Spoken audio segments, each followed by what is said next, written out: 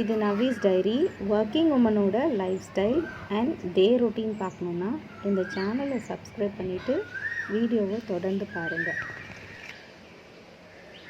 இது 13th July Saturday vlog. Saturday evening நான் என்ன பண்ணேன் அப்படின்றது தான் உங்களோட ஷேர் பண்ணியிருக்கேன். ஈவினிங்லேருந்து நைட்டு வரைக்கும் கொஞ்சம் கிளிப்பிங்ஸ் மட்டும்தான் கவர் பண்ணியிருக்கேன். இன்றைக்கி சாட்டர்டேன்றதுனால ஹாஃப் டே தான் ஸ்கூல் இருந்தது. நவியும் நானும் ஆஃப்டர்நூனே வீட்டுக்கு வந்தாச்சு. வந்துட்டு ஒரு குட்டி தூக்கம் போட்டு ரெஸ்ட் எடுத்துகிட்டு ஈவினிங் நவி ஏதாவது செஞ்சு கொடுக்க சொன்னான் ஸ்நாக்ஸுக்காக. அதனால் அவளுக்கு ஆஷ் ப்ரௌன் பண்ணி கொடுத்தேன். இது அவளுக்கு ரொம்ப பிடிச்ச ஸ்நாக்ஸு. ஃபஸ்ட்டு உருளைக்கிழங்கை நல்லா செத்திட்டு அதில் கொஞ்சம் உப்பு, மிளகாத்தூள், அதுக்கப்புறம் கரம் மசாலா, அப்புறம் கொஞ்சம் கார்ன்ஃப்ளெக்ஸ் பவுடரு, உங்கள்கிட்ட அரிசி மாவு இல்லாட்டி மைதா மாவு இருந்ததுன்னா அதை போட்டுக்கோங்க. இதெல்லாம் போட்டதுக்கப்புறம் நல்லா அதை மிக்ஸ் பண்ணிக்கணும். உருளைக்கிழங்குலேருந்து கொஞ்சம் தண்ணி விடும், அதனால் தண்ணி எதுவும் சேர்க்க தேவையில்லை. இப்போ இதை நல்லா மிக்ஸ் பண்ணிவிட்டு சின்ன வடை மாதிரி தட்டி எண்ணெயில் போட்டு பொரிச்செடுக்க போகிறோம். நான் செஞ்சு முடிக்கிறதுக்குள்ளவே நவி ரெடி ஆகிடுச்சா பண்ணிட்டீங்களான்னு வந்து கேட்டுக்கிட்டே இருந்தா. அவளுக்கு அதை சாப்பிட்ணுன்னு ரொம்ப ஆசையாக இருந்தது போல இருக்குது. இப்போ தேவையான அளவு போட்டாச்சு. இப்போ அடுப்பில் எண்ணெயை வச்சுட்டு எண்ணெய் சூடானதுக்கப்புறம் இதை ஒன்று ஒன்றா வடை மாதிரி தட்டி பொரிச்சு எடுத்துக்கலாம். நவியோட ரொம்ப ஃபேவரட் டிஷ்ஷு. அந்த கேமரா மேன் வந்து இதை ஷூட் பண்ணுறதுக்கு எனக்கு நவி தான் ஹெல்ப் பண்ணா. அவள் தான் அதனால எல்லாமே நல்லா வருது. இது நல்லா பொரிஞ்சு வந்துருச்சு. இதை ஒரு பிளேட்டில் எடுத்து வச்சுட்டு கொஞ்சமாக டொமேட்டோ சாஸ் வச்சு இதை நவிக்கு கொடுத்துடலாம். அவள் ரொம்ப ஆர்வமாக உட்காந்துட்டு இருந்தா இதை சாப்பிட்றதுக்கு. டிஷ்ஷுமே இன்றைக்கி சூப்பராக வந்திருந்தது. இந்த வீடியோ பார்த்துட்டு நீங்களும் இது மாதிரியே ட்ரை பண்ணி பார்த்துட்டு எப்படி இருக்குன்னு எனக்கு கமெண்ட் பண்ணுங்கள். இன்றைக்கி 2 வீலர் நான் எடுத்துகிட்டு போயிட்டதுனால நான் ரவி மட்டும் தனியாக போயாச்சு. இப்போ அவங்கள பிக்கப் பண்ணுறதுக்கு நாங்கள் கிளம்பி போனோம்.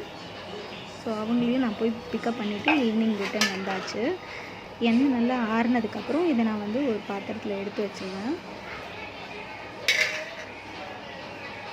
அவங்கள பிக்கப் பண்ண போகும்போதே வழியில் ஒரு கடையில் வந்து மளிகை சாமான் வேணுன்றதை வாங்கிட்டு வந்துட்டேன். இந்த தடவை மொத்த மளிகை சாமான் வாங்காததுனால கொஞ்சமாக வேணுன்றதை மட்டும் இந்த மாதம் வாங்கிக்கிறேன்.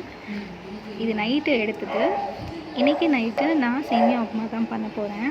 2-3 நாளாகவே இட்லி தோசை சாப்பிட்டு ரொம்ப போரிங் ஆகிடுச்சு. அதனால் இன்றைக்கி நான் சேமியா உப்புமா தான் பண்ண போகிறேன். நவிக்கு மட்டும் சேமியா உப்புமா பிடிக்காது.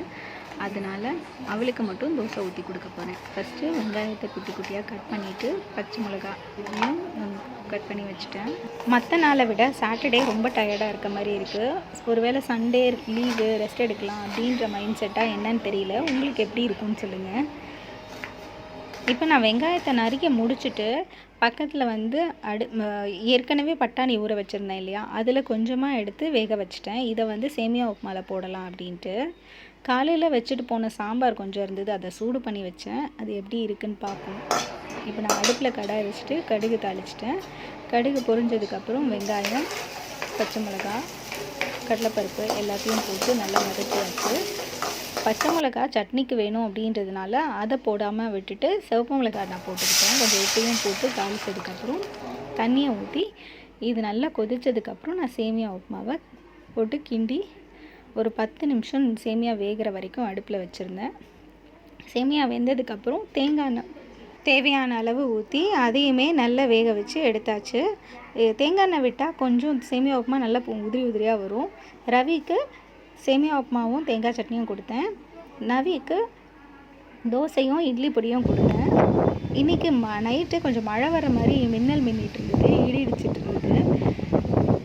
இன்றைக்கி நைட் எங்களுக்கு இப்படி தான் போச்சு. இந்த வீடியோ உங்களுக்கு பிடிச்சிருந்ததுன்னா லைக், ஷேர் அண்ட் சப்ஸ்கிரைப் பண்ணுங்கள். தேங்க்ஸ் ஃபார் வாட்சிங். இன்னொரு வீடியோவில் சந்திப்போம்.